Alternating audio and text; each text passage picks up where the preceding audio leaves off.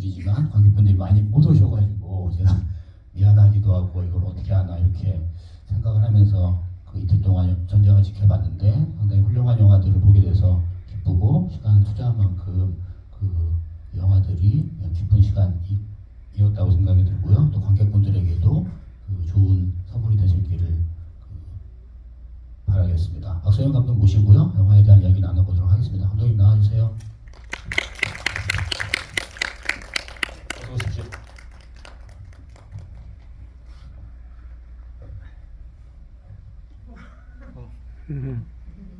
아이고 부끄럽지만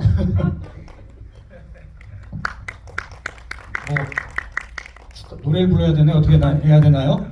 큰 박수와 함께 그 감독님 촛불 꺼주시면 좋겠습니다. 여러분 환호성과 함께 큰 박수 부탁드리겠습니다.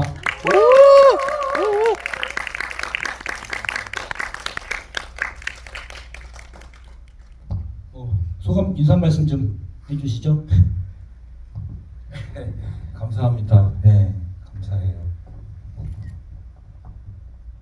이런 영상들을 몰래 만들어 놓고 무슨 말을 하라고 해요. 네, 너무 감사합니다.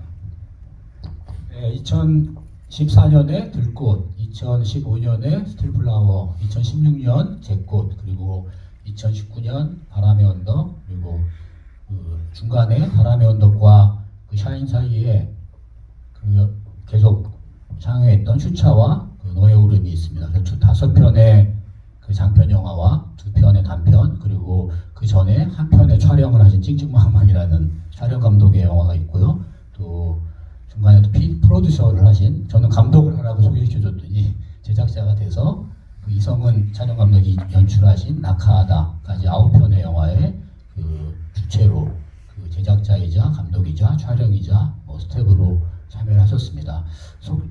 보통 제가 그런 영화를 많이 만드는 분에게는 그런 얘기들 하거든요. 아니 영화를 보는 속도보다 만드는 속도가 빠르면 어떡하냐.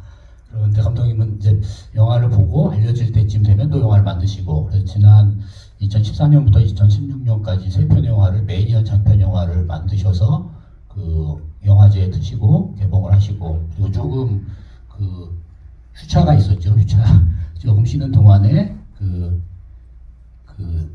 꽃 3부작을 끝내고 새로 이제 도약을 알리는 바람의 언덕과 그 샤인까지 지금 마치셨습니다. 샤인은 2022년에 찍었고요. 후반 작업 기간이 좀 길었습니다. 1년 넘게 후반 작업을 하시고 2023년 그 제주 혼디 영화제에서 첫 상영을 한 이후에 그 올여름 7월 30일 날 개봉을 맡게 됐습니다.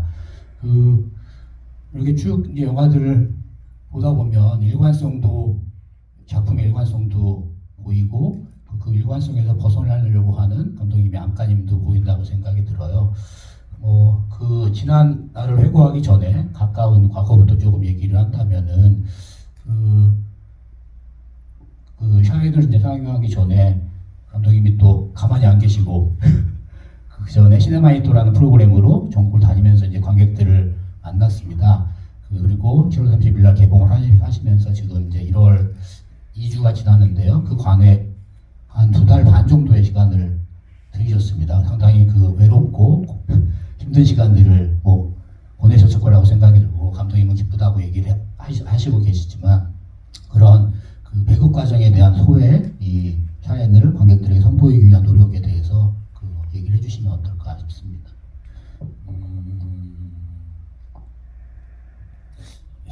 이렇게까지 할 일인가 아마 이런 생각이 되게 많이 드는 것 같아요. 네, 그렇게까지 했어야 됐나? 이렇게 언제나 이렇게 절망적인 인생을 살아야 하나? 그런 마음을 되게 가졌던 것 같아요. 언제까지 구걸하면서 영화를 찍어야 되나? 이런 마음들을 되게 그 지문처럼 이제 가지게 된 것 같아요. 하지만 너무나 감사하게도 그 과정 중에서 만난 아름다운 관객들과 또 그리고 동료들을 다시 확인하는 시간들이었던 건 또한 사실인 것 같아요. 그 배급의 과정은 독립영화를 만드는 거랑 어쩌면 똑같은 일인 것 같아요. 언제나 이해하고 납득하고 다시 기운을 내려고 노력하지만 이렇게까지 할 일이었을까? 이렇게까지 전국을 다 다니면서 극장들 하나하나 한 번만 들어주시면 안 됩니까?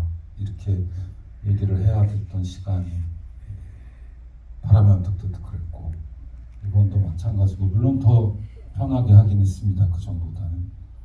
하지만 또 전체적으로 상황이 좋아지지 않은 그 배급 환경들 안에서 또 거기에 더해 독립영화를 봐주시는 관객분들의 그 절대 숫자가 많이 줄고 오히려 해외 영화들 그리고 해외 예술 영화들로 지금의 시간에 마음을 채워 가시는 세대들이 굉장히 많아지기도 해서 이게 진짜 어떻게 해야 되지?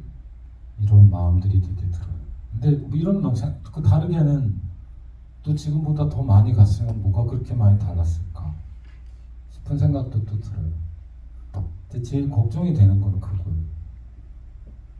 감당할 수 있는지 아는데 감당하라고 제가 요구하고 있다는 느낌도 되게 있어요. 각 극장들은 굉장히 힘든데 좀 와서 부탁도 하고 하니 안 들 수도 없고 이게 결국 손해 보는 일을 하게